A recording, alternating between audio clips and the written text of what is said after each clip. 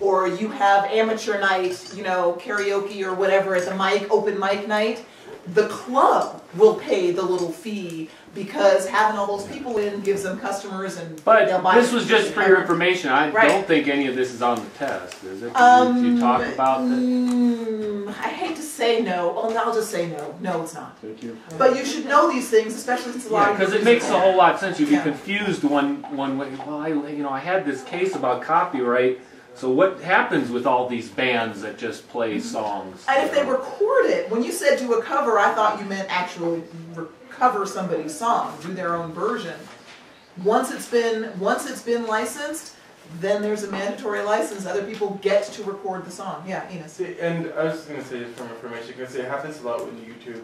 People do cover artists. There's cover artists, and then that goes on iTunes, and so they're making money off the covers. Do they still have to pay a percentage? They will once it goes there. Most of that YouTube stuff doesn't get picked up by iTunes. No, not YouTube, but he said iTunes. Right, but yeah, well, sometimes they start on YouTube. They start on YouTube covers, and they get and then they have famous enough. iTunes albums of covers. Yeah, right. and when it's for sale, there's Yes. a certain percentage of that cover that goes to the original artist who wrote the song. Well, yeah, the people who wrote the song.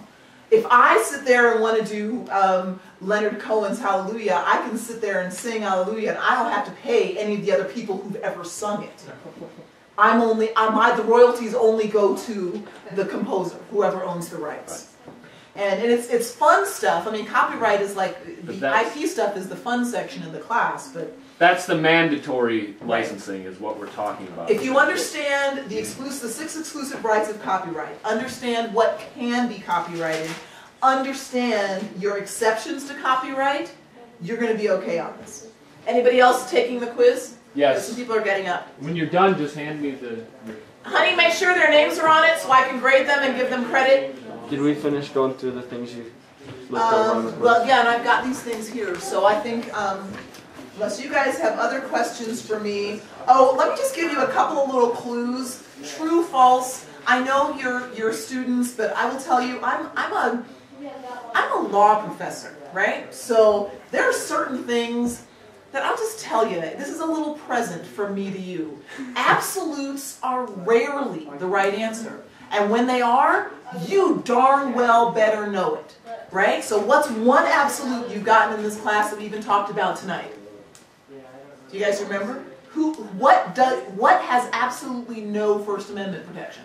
Obscenity. Exactly. That would be the kind of absolute that you will see on a true-false question where there's just no way. If you get that wrong, it's because you weren't here. Ever. You know? Absolutes are rare, and so my little present is when you see an absolute in there, that's probably the wrong answer. And I will have multiple choices where one of those choices is some kind of an absolute statement. You probably don't even have to think much to eliminate that. If I say which of the following are true, and it's one answer, then get rid of the absolutes. And it's a present. It's like a bow wrapped around it, okay? And because I am a lawyer, the language is pretty darn precise. If I put if something fell under the bench, is that like your phone or something? Stapler. Oh, okay, sorry. No, you're good. Are you going to talk about Bivens or the four? Yeah, we talked about Bivens. What else? What else about Bivens are you seeing? Elements of journalistic truth. Yeah, we got that. ABCs. Yeah. So people want to go and take their quiz and four hit the road? liberty limiting principles. Ooh, the liberty limiting principles. Yeah. Are you looking at the exam or the quiz? I'm on the quiz. Okay. You guys remember those? Because I don't. I was just saying of the ones that I thought I have no clue. Do you remember that you can limit someone's liberty to prevent, say... Oh, there you go. Lauren's got it. Say out loud for everybody. Harm, offense, yes. legal moralism, legal paternal. Those. So he's just mentioning that the harm principle, offense principle, legal paternalism, legal moralism, know what they are. Those are called liberty-limiting principles from Bivens. It was a long time ago, but those things are the things that are actually pretty important because you can... No, Bivens was the elements of journalistic truth. Was yes, Bivens but he's also liberty... Offense, legal paternalism and legal moralism? Yes. Right. Okay. You know what they are, right? Harm, No. offense. Do you remember those? And can anybody define the harm principle for me? You There are only a few of you you left, so can't it's do not it. fair. Can't do harm.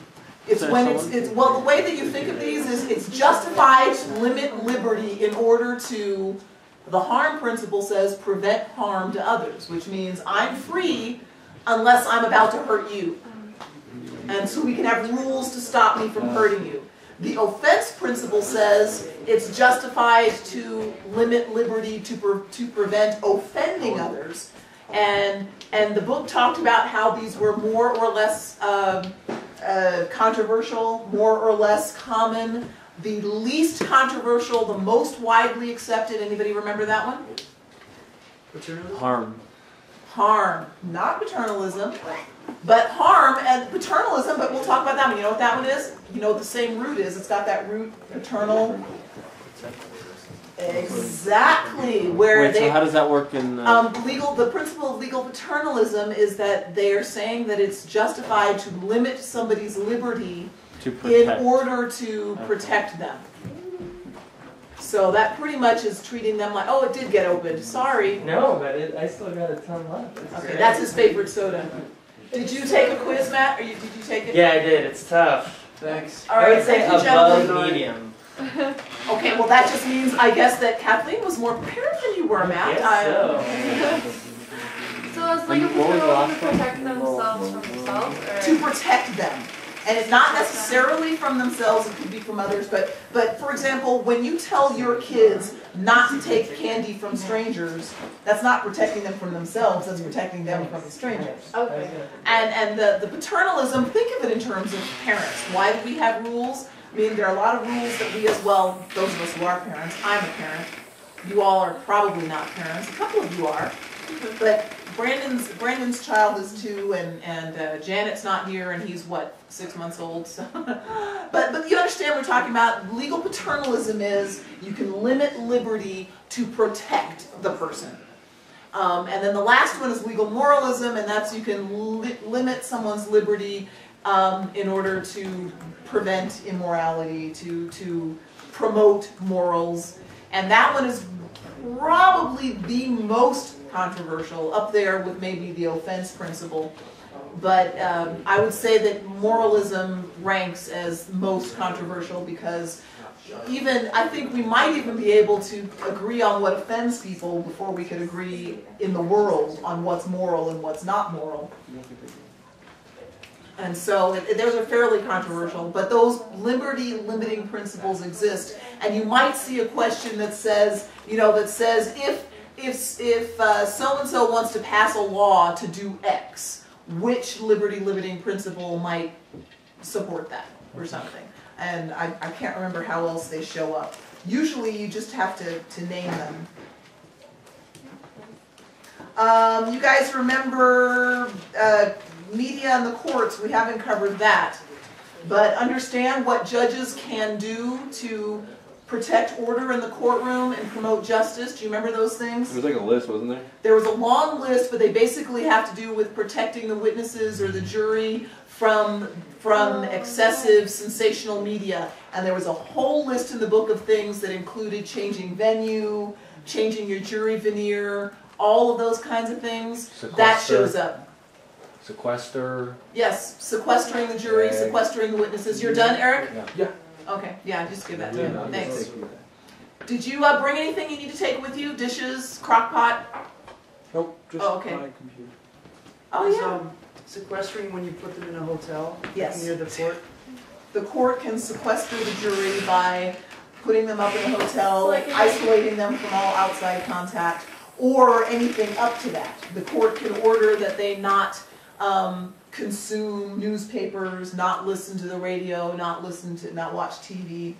No flash photography in the courtroom sometimes. Yeah, but that would be one of the other things, like the media pool.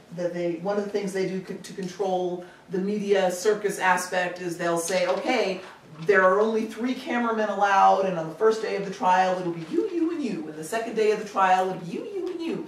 and then you just pool your footage, so that whole media pool thing. That varies by state, doesn't it? It varies by judge. By judge? Any judge can do it. Any judge in any courtroom around here can control their courtroom, limited only by the law, And, First and Amendment. the and purpose of other that things. is to protect the jurors only? To protect the sanctity of the judicial process, basically, to ensure a fair trial.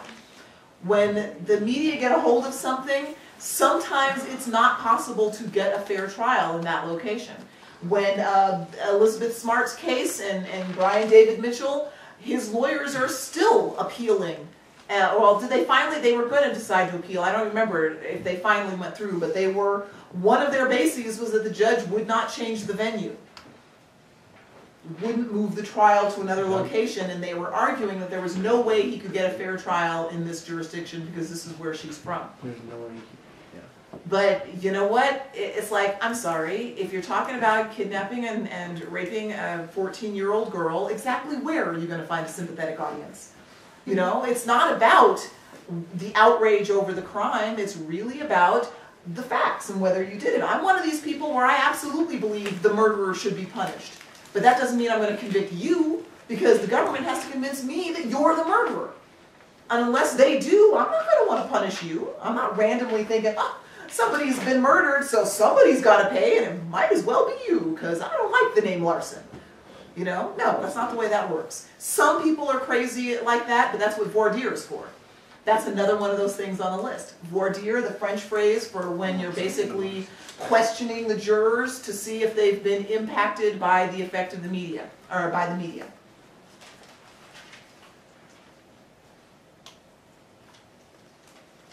So, any other questions on that? Or you guys just want to take your quiz? I think you did everything now. Let me look and see if there's anything. I only made 30 copies and I forgot to count, but I know not everybody was here. So we still have enough of them in there for everybody who's in this room? Sweetheart? I'm You guys just wanna looking take see if them? we covered everything. As far as the test though, The exam thing? This yeah, one? yeah, that final. We've covered, like we've gone through most. Yeah, I'll continue to kind of flip through the pages and make sure we got them. You can take a break, take the test, and then you can see if there's anything else. Well, you guys can go and take your quizzes if you want. If you want to take them for a score, you just take them and give them to Jamie. If you want to just take them and go home, you can take them. So the score can't really hurt us. Yeah, then. what's the, No, how many? it's a 20-point quiz. Some of you have missed several quizzes during the course of the semester, and I'm dropping the 5 lowest grades, or I'm counting your 10 highest grades. That's the best way to put it. I am counting for your final score your 10 highest quiz grades. If you've got a couple of low grades and a couple of missing Everything's been scores, covered on here now. from that, and he's been listening in the other room, he hasn't even been there, but then you might want to take this quiz and take the chance that it'll be a better score than, say, something else you have on the racket, because this will be the 15th score for the semester. If you've taken them all, that means I will drop your 5 lowest.